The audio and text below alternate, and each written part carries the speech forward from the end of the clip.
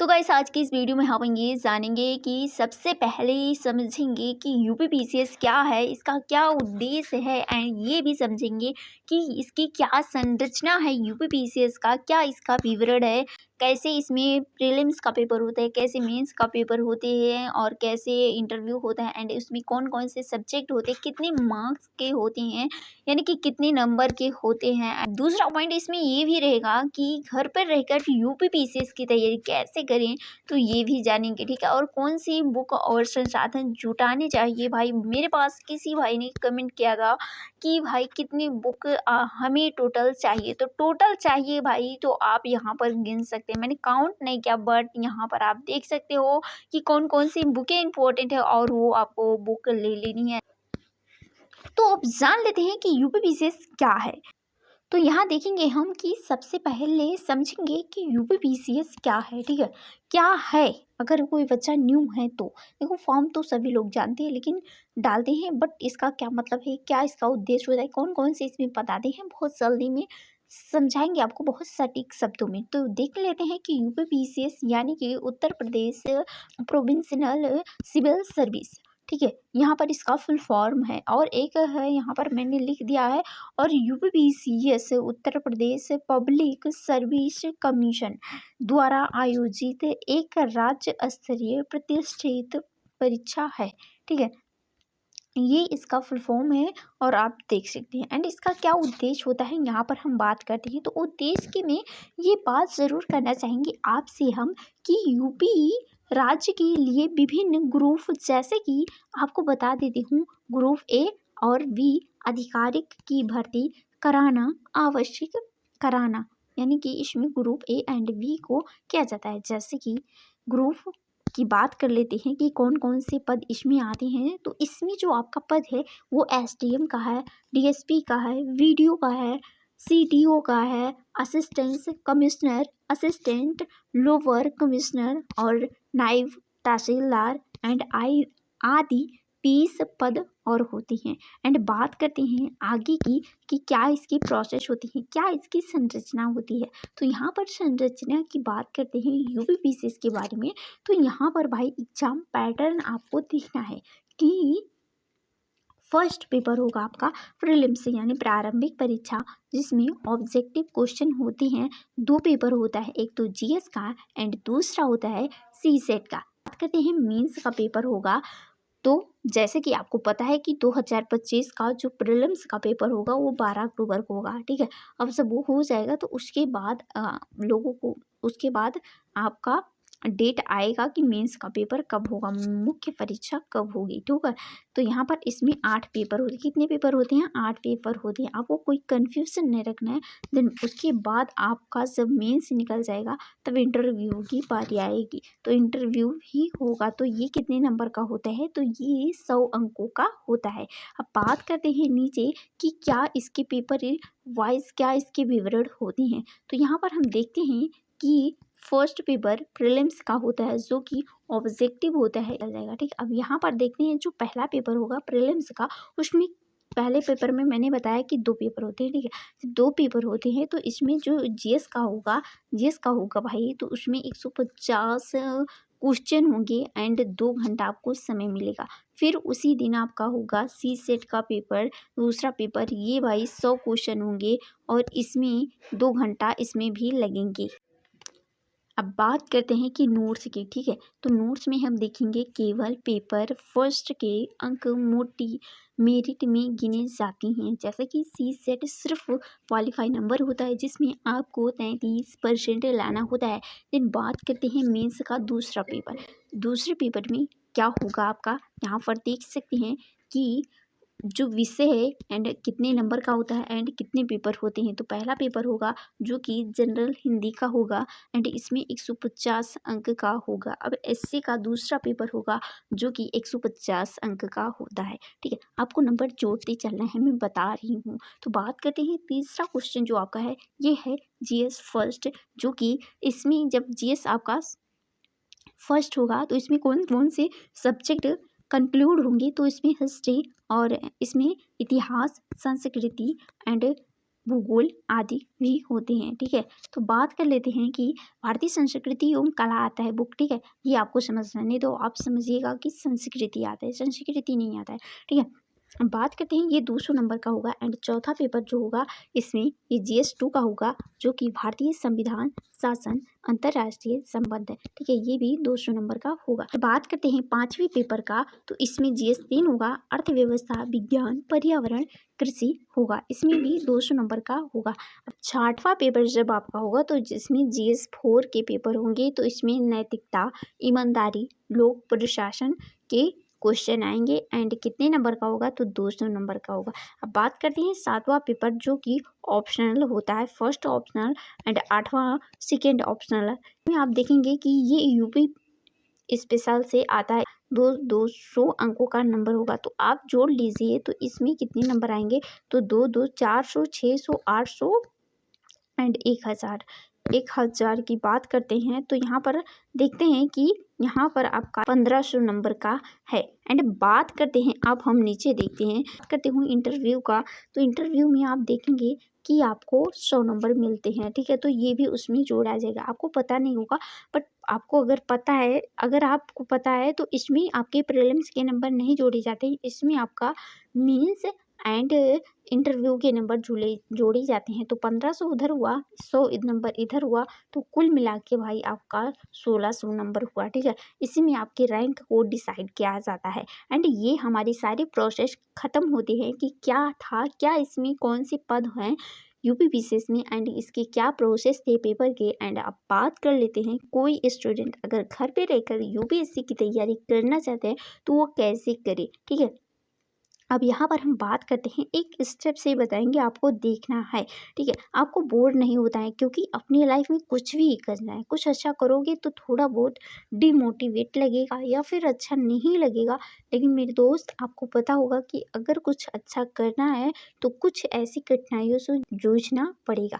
अब ये कठिनाई नहीं है, बट क्या है ना कि जहाँ पर आपको रील्स एंड मूवीज़ एंड कुछ सॉन्ग सुनने में मज़ा आता होगा, यहाँ पर उतना इंटरेस्टिंग चीज़ नहीं मिलेगा। लेकिन अगर आप में जुनून है, तजुर्बा है कि कुछ कर दिखाने का, तो मैं कहती हूँ आप इस वीडियो को पूरा देखेंगे एंड आपको ये ज़रूर समझ में आएगा कि इसकी तैयारी कैसे करें। ठीक है, तो घर पे रहकर अगर कोई स्टूडेंट इसकी तैयारी करना चाहते हैं तो कर सकते हैं बहुत आसानी से, और बहुत सारे टॉपर्स इस पेपर को घर पे रहकर ही पास किए हैं। जैसा कि मैं आपको बता देती हूँ कि घर पे रहकर इसकी तैयारी UPPCS की कैसे करें, तो मैं आपको यहाँ पर स्टेप बाय स्टेप गाइड ज़रूर करूँगी, यानी कि A से लेकर Z तक ज़रूर बताऊँगी। बात करते हैं फर्स्ट स्टेप की कि क्या फर्स्ट स्टेप हमारा है। बात करते हैं सिलेबस पूरी तरह से समझना है। अगर मैं किसी भी एग्ज़ाम की तैयारी कर रही हूँ तो मुझे समझना होगा कि उस पेपर का क्या सिलेबस है। जब तक आपको सिलेबस नहीं पता होगा तब तक आप कुछ नहीं कर सकते, हम कुछ नहीं कर सकते हैं। तो सिलेबस जानना बहुत ज़रूरी हो जाता है। सो बात करती हूँ pre and mains and optional interview के बारे में। ठीक है, सिलेबस देखो समझना है ना, तो आप हमारे इसी वीडियो में है, मैंने UPPCS एंड UPSC के बारे में बहुत सारे जो वीडियोस भी बनाए हैं कि सिलेबस क्या होते हैं, कैसे आपको पेपर देना होता है, कब इसके डेट होते हैं निकलते हैं, तो ये सब जो शेड्यूल हमेशा बना रहता है। ठीक है, अब बात करते हैं दूसरे की, अगर घर पे रहकर आप UPPCS की तैयारी कर रहे हैं तो आपको समझना होगा कि UPPCS की सिलेबस क्या है। एंड आपको दूसरे स्टेप में ये समझना होगा कि आपको कौन कौन सी बुक लेनी है। ठीक है, अब मेरे पास कोई भाई ने कमेंट किया था कि इसमें कितनी बुक लेने होते हैं। देखो भाई, मैं आपको, अगर आप इस वीडियो को देख रहे हैं ना, तो यहाँ पर मैं आपको बुक नहीं गिनाई थी, मैंने आपको वहाँ पर ये बताया था कि क्या इम्पोर्टेंट, कौन सी बुक इम्पोर्टेंट है, बहुत इम्पोर्टेंट है, उसे आपको लेना है। ठीक है, अगर आपको जैसे कि अभी तो 6th 7th एंड 8th की बुक आ रहे हैं तो उसके आगे आप ले लीजिए, लेकिन देखो आपको समझ में आ रहा है तभी ना लें, अगर आ रहा है तब ना लें आप बुक को, अगर नहीं आ रहा है तो आपको लेना ही है। लेकिन जियोग्राफी और हिस्ट्री की जो NCERT की बुकें हैं ना, इसको आपको लेना ही चाहिए।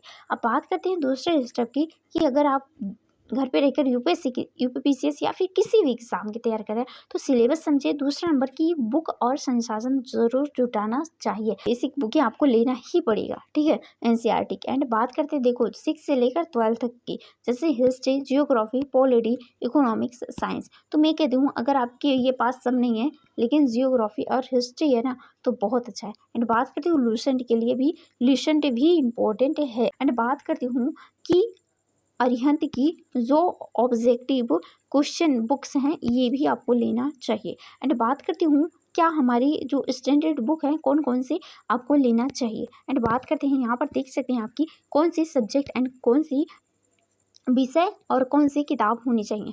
तो यहाँ पर देखते हैं पॉलिटी, जैसे कि एम लक्ष्मीकांत जियोग्राफी के लिए सीजी लियोन एंड एनसीईआरटी की बुकें, जियोग्राफी के लिए स्पेक्ट्रम एंड सी सेट। देखो भाई जो भाई मेरे पास कमेंट किए थे कि कितनी बुक लेनी है कितनी नहीं लेनी है, ये सारी बुकें आप ले लो और कोई मत लो, ये आपका कंफर्टेबल है। यहाँ पर इकोनॉमिक्स के लिए रमेश सिंह या फिर 11th और 12th की बुकें एनसीईआरटी के ले लें, ठीक है। आपको क्या करना है ये वाला बुक ले लेनी है, ठीक है, एनसीईआरटी के लिए। और एक वर्मा, संजीव वर्मा का बुक आता है वो भी ले लीजिएगा, ठीक है, वो इन बुक से कंप्लीट हो जाएगा आपका। तो अगर आप ये नहीं लेते ना तब भी चल जाएगा, क्योंकि ये महंगी भी बुकें हैं, ज़्यादा नहीं महंगी है बट है महंगी। और आपको क्या करना है ना, ये बुकें ज़्यादा समझ में नहीं आती है तो आपका कोई फ़ायदा नहीं है। तो बात करती हूँ इथिक्स की। इथिक्स के लिए आपको भाई लेनी है लेक्सिकॉन की, ठीक है, ये बुकें लेनी है, लेक्सिकॉन की बुकें लेनी है। एंड हिंदी के लिए आपको जैसे PYQ question, grammars and books की बुकें देखनी है। एंड बात करते हैं एससी की, तो एससी में आपको देख लेनी है कि देखो भाई अगर आप किसी कोचिंग सेंटर का चाहते हैं तो कोचिंग सेंटर का ले सकते हैं, जैसा आपका इच्छा का है, ठीक। यहाँ पर देखो मैंने बहुत सारे ऑप्शन देख लिए हैं। एंड बात करती हूँ अब यहाँ पर तीसरा स्टेप क्या है आपका, तो इस तीसरा स्टेप ये है कि भाई ऑनलाइन फ्री रिसोर्स हैं, ठीक है, ये कहाँ से आपको मिलेंगे, तो ये आपको भाई मिल जाएंगे यूट्यूब चैनल से। यूट्यूब चैनल से आपको मिल ही जाएंगे कि मैंने यहाँ पर PYQ जैसे कि PIB, PRS, इंडिया योजना एंड कुरुक्षेत्र, ये जो न्यूज़ है ना तो यहाँ से आप ले सकते हैं। एंड TST सीरीज़ के लिए आप टेलीग्राम ग्रुप से भी जुड़ सकते हैं। बात करते हैं चौथे स्टेप की, जो कोई नहीं बताता है उसको मैंने बता दिया आपको। तो बात कर लेते हैं चौथे स्टेप की कि डेली रूटीन कैसे बनाना है 3 से 6 घंटे के बीच में। जैसे कि मैं आपको बताती हूँ, आप अपने हिसाब से अपने टाइम टेबल को ज़रूर बनाइएगा। तो यहाँ पर सुबह जैसे कि 6 से 8 बजे के बीच में एनसीईआरटी पढ़ लें। एंड बात करते हैं 10 से 12 बजे के बीच में स्टैंडर्ड बुक। एंड 1 से 2 बजे के बीच में आपको रिवीजन करना है। एंड 4 से 5 बजे के बीच में MCQ प्रैक्टिस करनी है। एंड 8 से 9 बजे तक इन 1 घंटे में आपको क्या करनी है, आंसर राइटिंग या फिर देखो भाई सुबह भी कर सकते हैं, सुबह दोपहर में और रात को रिवीजन कर लें। एंड बात करते हैं अब यहाँ पर घर के कामों के बीच में समय मैनेज करें और एक टाइम टेबल बना लें। तो कैसे बनाना है तो ये मैंने आपको बता दिया है। देन बात करती हूँ, बात करते हैं जो बच्चे 2025-26 में फॉर्म को फिल कर दिए हैं यूपीपीसीएस का, तो उनका नोटिफिकेशन कब आया था और कब prelims and mains and interview and final result कब आएगा, तो यहाँ पर देख सकते हैं। और मैं आपको बताने की कोशिश करती हूँ, आप देखिएगा महीने में आपको बताने की कोशिश करती हूँ कि नोटिफिकेशन जो आपका आया था ये फरवरी 2025 में आया था। एंड प्रीलिम्स का जो पेपर होगा ये 12 अक्टूबर 2025 को होगा। और मेंस की बात करते हैं तो देख सकते हो आप 2026 में होगा, मार्च एंड अप्रैल के महीने में होगा। तो देख सकते हो कितने महीनों का अंतर होता है दोनों के बीच में, यानी pre and free and mains दोनों के बीच में। इंटरव्यू की बात करते हैं तो ये भी जुलाई से अगस्त 2026 के महीने में हो सकती है। एंड बात करते हैं फाइनल रिजल्ट कब आएगा, जो बच्चा ये सारी कंडीशन को पार कर जाएगा तो कब उनके रिजल्ट आएंगे। तो रिजल्ट की बात करते हैं तो भाई ये रिजल्ट 2026 के अंत तक आ जाते हैं।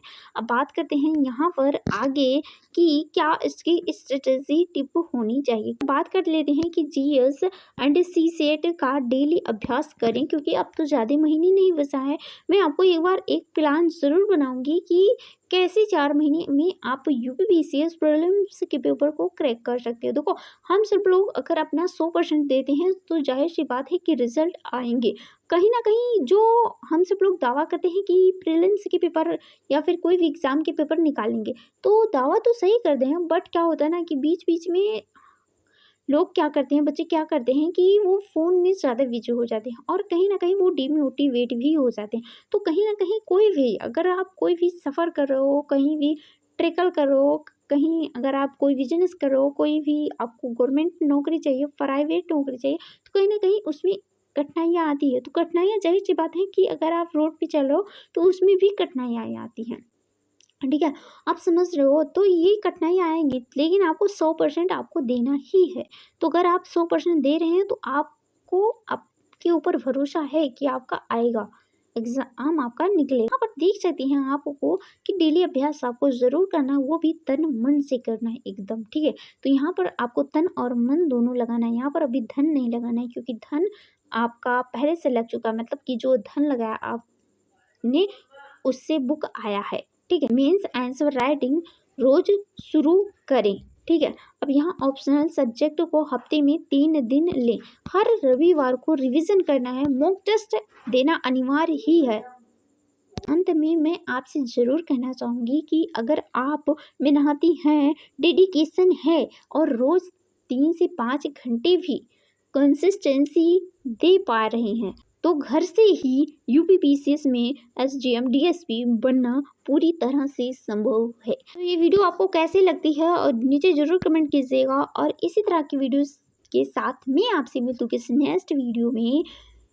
तब तक के लिए bye bye, tata, take care. और हाँ, अगर कुछ डाउट होता है तो नीचे ज़रूर कमेंट कीजिएगा, और ये वीडियो कैसा लगता है आप ज़रूर बताइएगा।